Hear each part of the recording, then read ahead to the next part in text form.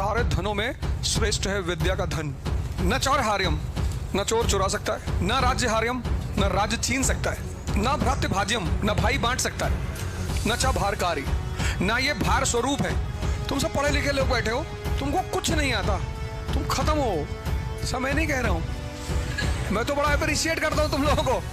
ऐसे तुम्हारा घर परिवार मास्टर टीचर अगल बगल वाले कहते हैं, और तुम ये करना शुरू कर दो, और तुम्हें मैं बता रहा हूं 1 महीने में तुम्हें अपने अंदर चेंज दिखाई पड़ने लगेगा।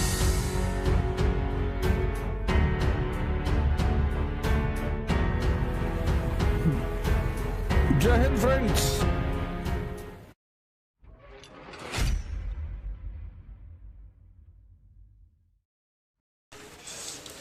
न चौर हार्यम, न राज्य हार्यम, न भ्रत भाज्यम, न च भारकारी,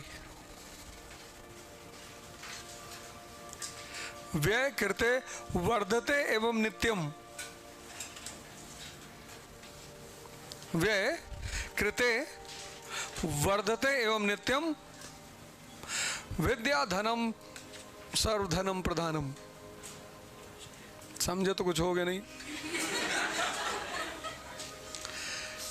न चौर हार्यम, न चोर चुरा सकता है, न राज्य हार्यम, न राज्य छीन सकता है, न भ्रातृ भाज्यम, न भाई बांट सकता है, न चा भारकारी, ना ये भार स्वरूप है। 100 करोड़ रुपया लिए भार हो गया, 100 करोड़ रुपया आ गया 50% टैक्स गवर्नमेंट ले लेगी, 100 करोड़ रुपया आ गया चोर चुरा ले जाएगा। इसीलिए बुद्ध को पैसे की जरूरत नहीं है, महावीर को पैसे की जरूरत नहीं है।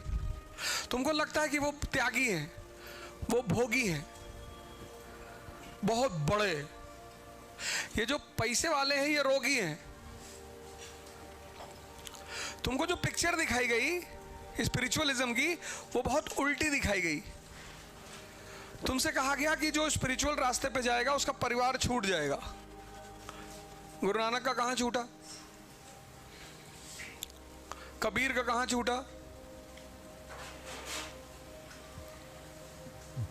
बुद्ध ने छोड़ा, बाद में माफी भी मांगा।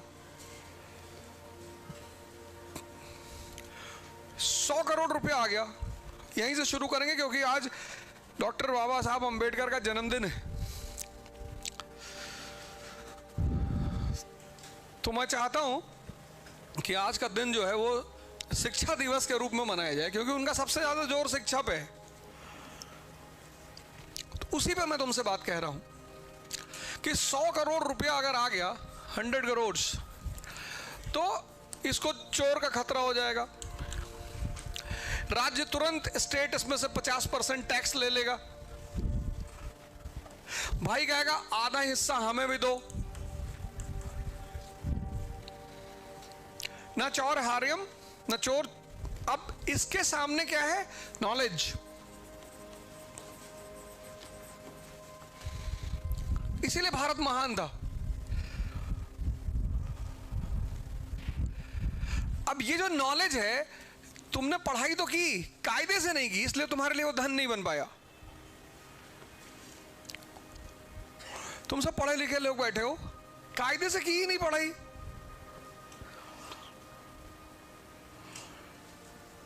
तुमको कुछ नहीं आता, तुम खत्म हो। सब मैं नहीं कह रहा हूं, मैं तो बड़ा अप्रिशिएट करता हूं तुम लोगों को। ऐसे तुम्हारा घर परिवार मास्टर टीचर अगल बगल वाले कहते हैं। अब ये जो नॉलेज है, ये चोर ले नहीं सकता। ये राज्य इसमें क्या टैक्स मांगेगा, और भाई इसे छीन नहीं सकता। ये है इस श्लोक का पहला लाइन। न चौर हार्यम, न राज्य हार्यम, न भ्रत भाज्यम, न चा भारकारी। भार नहीं है। व्यय कृते वर्धते एवं नित्यम। इसको तुम जितना खर्चा करो ये बढ़ता जाता है। ये सबसे बड़ा सिद्धांत है इसका। खर्चा करो, बढ़ा। और मैं इसका सबसे बड़ा एग्जाम्पल हूं। इसको तुम जितना खर्चा करो, इसको खर्चा कर ही नहीं सकते। व्यय कृते वर्धते एवं नित्यम, खर्चा करते जाओ बढ़ता जाए। विद्या धनम सर्वधनम प्रधानम, सारे धनों में श्रेष्ठ है विद्या का धन। लेकिन कैपिटलिज्म को पता था कि अगर इस श्लोक ने, एग्जाम्पल अंबेडकर एक दलित घर में जन्मे भगवान बन गए, तो तुम नहीं बन सकते? जाओ देखो पूना की सड़कों पे कोई स्टूल लगा के मिठाई बांट रहा है, कोई खाना खिला रहा है, कोई पानी पिला रहा है उनके नाम पे। इनके पास पैसा था? तुम यार देख के कोई बात क्यों नहीं समझते? पढ़ के नहीं समझते, चलो ठीक है, देख के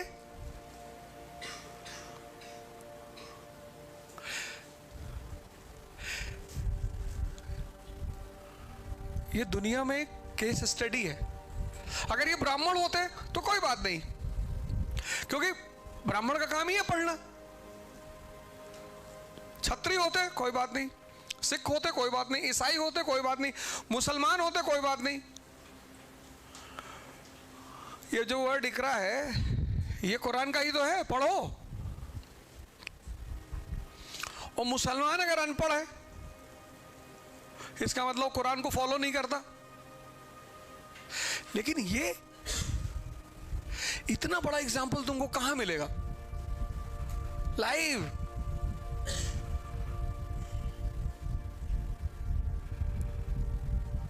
ये तुमसे कहता है कि तुम्हारे पास अगर पैसा है तो तुम रोलेक्स की घड़ी पहनो, नहीं तो लोग भिखमंगा कहेंगे। तुम टीआर की जीन्स पहनो, नहीं तो लोग तुमको गरीब मानेंगे। तुम बर्बरी की शर्ट पहनो, नहीं तो तुमको लोग कहेंगे कि अरे कैसा भिखमंगा है। यहां तुम कुर्ता पजामा पहनो,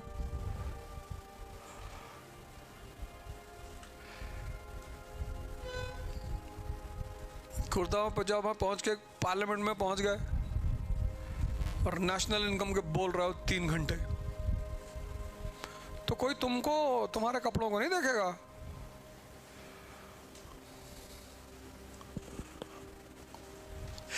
ये इस देश की एजुकेशन पॉलिसी में गड़बड़ हो गई।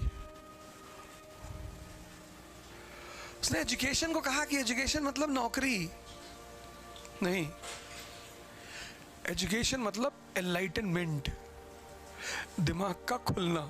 उस खुले हुए दिमाग से तुम डॉक्टर बनो, इंजीनियर बनो, आईएएस बनो, नेता बनो, मंत्री बनो, कुछ भी बनो, पर कंडीशन क्या है?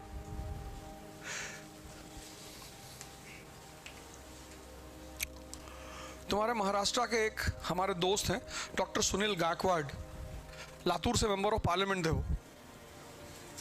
कोई है लातूर का क्लास में?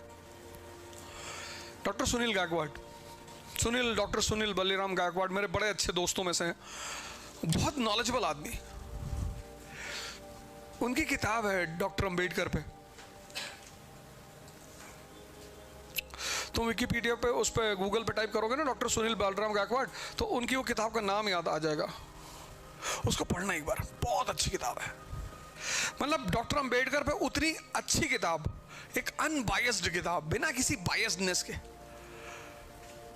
खुद ही पीएचडी स्कॉलर है, मेंबर ऑफ पार्लियामेंट रहे, और इस बार टिकट मिलेगा 24 में, मिनिस्टर बनेंगे वो पक्का। बहुत पढ़े लिखे आदमी, बहुत आलिम, सुन ले गए। मैं उनको बोला हूं कि 2-4-10 कॉपी भिजवा दें, तो यहाँ जो क्लास में जीतेगा उसको दे दिया करेंगे। से मैंने इनसे कहा है कि टेस्ट कर लो हर हफ्ते, और जो भी लड़का जीते उसे बुक गिफ्ट करो, और उस बुक से क्वेश्चन पूछो, ना बता पाए मारो उसको। हाँ और क्या, मारेंगे ही। अभी तुमको किताब देनी है, तुम्हें देनी है ना? ठीक है, वो किताब ले ली, द इग्नाइटेड माइंड्स नहीं ली? क्यों लोगे? जिससे जिंदगी बनेगी वो काहे लोगे? डॉक्टर अंबेडकर की एक फोटो लगा लो अपने मेज के सामने, और उस आदमी को तुम जाति की नजर से मत देखो और धर्म की नजर से। उस आदमी को तुम, जैसे औरंगजेब को अगर तुमने मुसलमान बन के देखा तो तुम गए, तुम फिर उस आदमी से कुछ नहीं सीख पाओगे। मुसलमान क्यों परेशान है आज दुनिया में? बस एक वजह है, सिर्फ एक वजह की वजह से मुसलमान परेशान है। जितना वो मोहम्मद साहब के बारे में नहीं जानता उतना औरंगजेब के बारे में जानता है। एक मुसलमान को सबसे ज्यादा किसके बारे में जानना चाहिए? हजरत मोहम्मद के बारे में नहीं। जो भी मुझसे औरंगजेब की तारीफ किया, मैंने उससे 4-5 सवाल हजरत मोहम्मद पे कर लिए। कितनी बीवियां थी उनकी? 4-5 तो थी। 5 सबके नाम बताओ। नाम तो भैया नहीं याद है।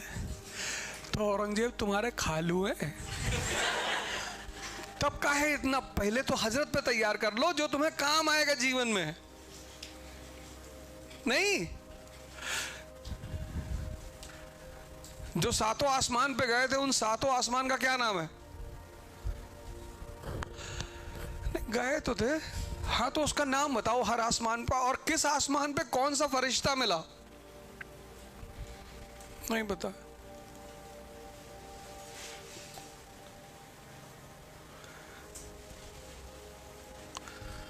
मुसलमान सन्नाटे में कि भैया ये तो नहीं बताया।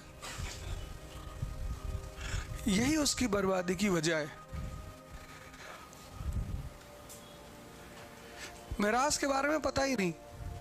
इस्लाम का सबसे कोर चीज है मिराज, पता ही नहीं, पता ही नहीं। तो डॉक्टर अंबेडकर यही तो वो कह रहे, डॉक्टर अंबेडकर और क्या कह रहे हैं?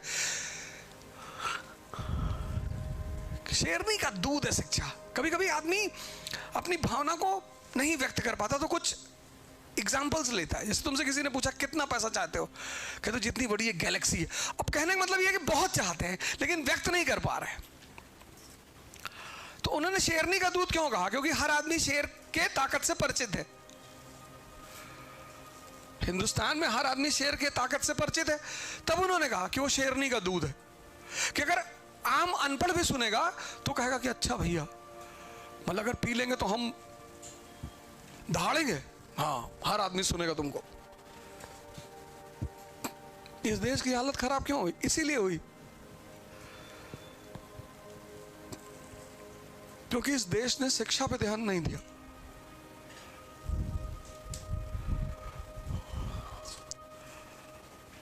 दिया ही नहीं। उसने एक टारगेट बनाया कि लिटरेसी रेट बढ़ानी है कागज पे, तो बढ़ गई, 81.6 लिटरेसी रेट हो गई, लेकिन उसका कोई फायदा नहीं हुआ। 81.6 लिटरेसी रेट वाले मुल्क में उसे दीवार पे लिखना पड़ता है, यहां थूकू नाका। इतना बढ़िया तिलक रोड है ये, यहां 90% तो अमीर लोग ही रहते होंगे ना, इस एरिया में रहते होंगे ना। वहां की दीवारों पे लिखना पड़ता है कि यहां मत थूको। तो भाड़ में जाए ऐसी लिटरेसी रेट लेकर क्या करोगे जब तुम्हें थूकने के लिए लिखना पड़ता है? इसका मतलब अगर थूकने लिए ना लिखते तो वो शायद सुबह सुबह कुछ और ही करके चले आते।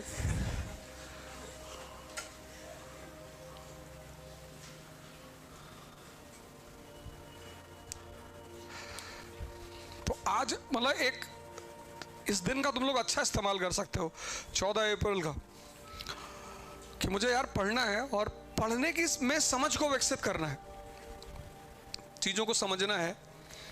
तो अंबेडकर का बर्थडे शिक्षा दिवस के रूप में मनाया जाना चाहिए। और उस दिन शिक्षा क्या है, मैंने एक वीडियो बनाई थी पिछले बर्थडे पर उनकी, वज्रयान, अरे नवयान, वो देखा था? नहीं देखा? आज जाके देखना, his ideology on Buddhism. Navayana, एक है हीनयान, एक है महायान, एक है वज्रयान।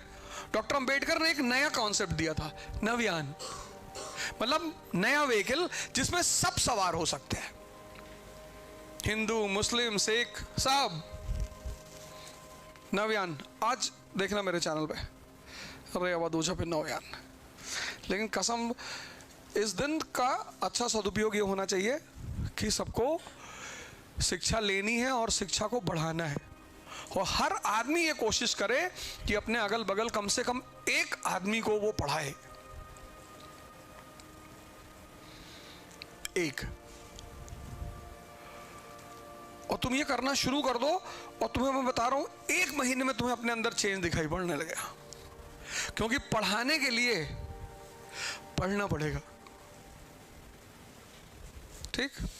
इकरा IAS के साथ अब युवा पकड़ेगा UPSC में बेहतर प्रिपरेशन की रफ्तार, क्योंकि इकरा IAS लाए हैं UPSC CSC 2024 के लिए ऑनलाइन और ऑफलाइन बैचेस, जिसके लिए आएंगे दिल्ली से एक्सक्लूसिव झा सर, ओझा सर, संजय सर, रबानी सर और शेखर सर जैसे 20 साल के experienced faculties. Join our new offline batch for NCERT Basics and GS Pre-Com Mains at Ikra IAS Kanpur. Starts from 4th March. You can also join our new online batch at ikraias.com.